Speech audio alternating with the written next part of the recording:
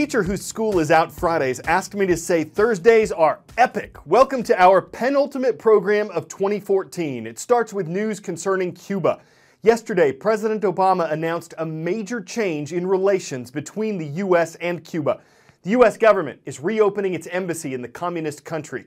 It's allowing travel and trade that's been banned since President Kennedy was in office. The two nations have been at odds since 1959, when communists overthrew the island's government and took control. During the Cold War, the rivalry between the U.S. and Soviet Union, Cuba was an ally of the Soviet Union, at one point allowing nuclear missiles to be installed as a threat to the U.S. In an effort to punish Cuba, the U.S. put an embargo in place, a ban on trade with Cuba. U.S. officials hoped that isolating the country would influence its government to turn from communism and give its people more freedom. President Obama says that didn't work. I believe that we can do more to support the Cuban people and promote our values through engagement. After all, these 50 years have shown that isolation has not worked. It's time for a new approach. Part of that approach involved an exchange of prisoners. The U.S. sent 3 convicted Cuban spies back to their home country. Cuba sent home a U.S. intelligence agent. Also, Cuba freed Alan Gross, a 65-year-old American. He'd served 5 years in a Cuban prison for delivering phone equipment that could access the internet. Cuba's government restricts internet use. President Obama's shift in policy was made without congressional approval. Critics call it illegal and say that the U.S. gave up everything and gained little. This entire policy shift announced today is based on an illusion, on a lie. The lie and the illusion that more commerce and access to money and goods will translate to political freedom for the Cuban people. Analysts are calling it a loss for Americans' freedom of expression. The release of a comedic film critical of North Korea has been postponed, and it's all because of anonymous hackers. There was a cyber attack at Sony Pictures. It shut down computers. It exposed all kinds of private information about employees, actors, and business. Then, on Tuesday, a hacker group threatened any theaters planning to show the film. Major chains canceled screenings, and Sony pulled the movie. It says it stands by its filmmakers and their right to free expression, and that it's extremely disappointed by this outcome. Hackers claiming to be the same group that stolen data from Sony Pictures took a potentially violent turn towards terrorism. Along with a document dump that's described as a Christmas gift, a group delivered a warning to people planning to see the movie, The Interview. The film is about 2 hapless journalists recruited by the CIA to kill the leader of North Korea, Kim Jong-un. The film has infuriated Pyongyang, Kim Jong-un's government calling it an act of war. They're denying that they are directly involved. We all suspect they were. The movie is a comedy, but after this message, no one's laughing. It says soon all the world will see what an awful movie Sony Pictures Entertainment has made. The world will be full of fear. Remember the 11th of September 2001. The Department of Homeland Security says it's aware of the threat, but hasn't found evidence of an active plot within the United States. We don't have any credible threat specifically of any violence or anything. I would encourage people to continue enjoying their lives, going out shopping, doing everything else. Still, the stars reportedly stopped media appearances, and Thursday's premiere in New York has been canceled. All this as federal investigators scrubbed Sony's computers to try to figure out where this threat of a bitter fate came from. See if you can ID me. I'm one of the places where the Earth's axis intersects its surface. My latitude is 90 degrees north and my longitude is all of them. Despite popular belief, magnetic compasses do not point directly to me.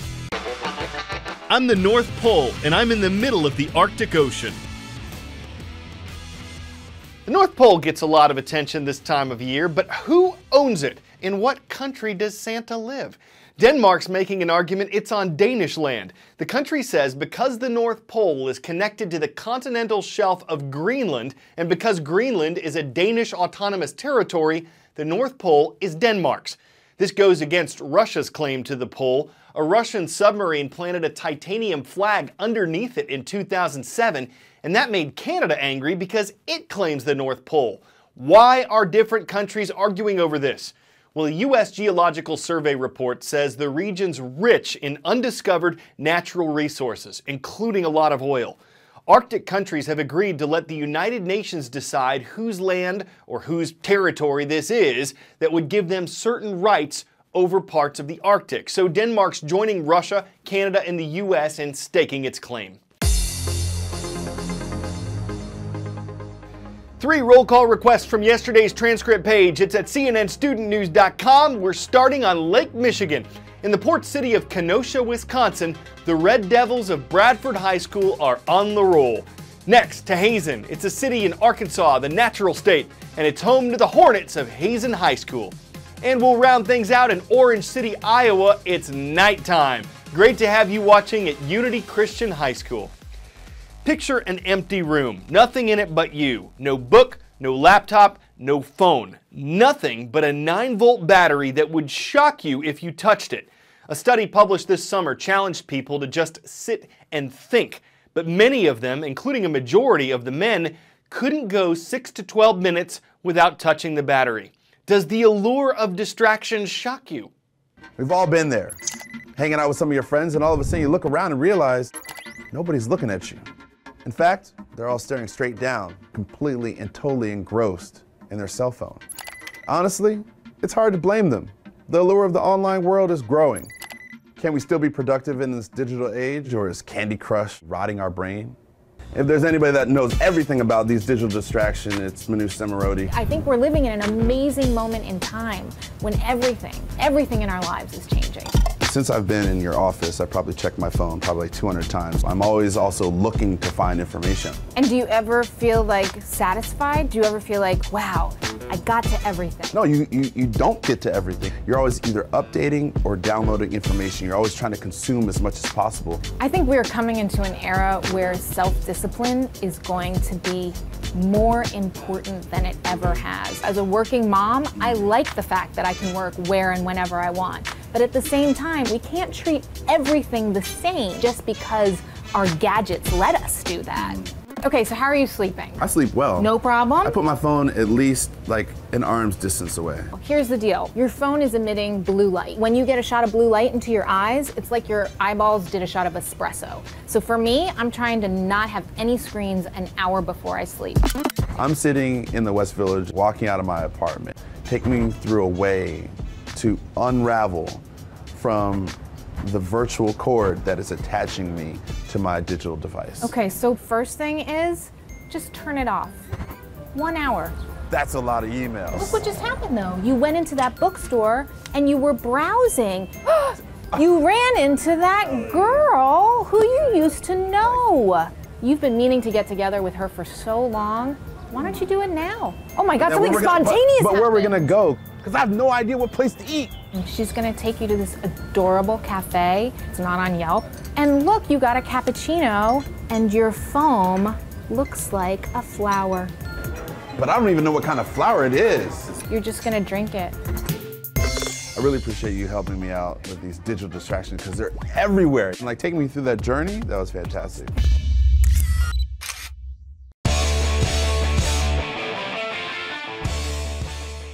I'm glad this show is produced before you see it. If my mom were to call during a taping, which she has done, I could just tell her, politely and with respect of course, that it's not a good time and just call her back.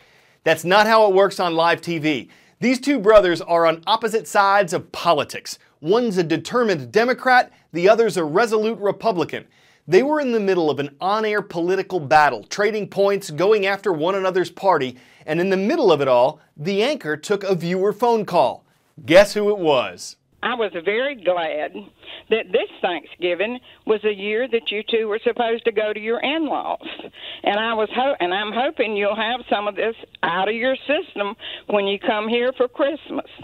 She ended the call by saying she just wants peace at home for Christmas and that she loves them both.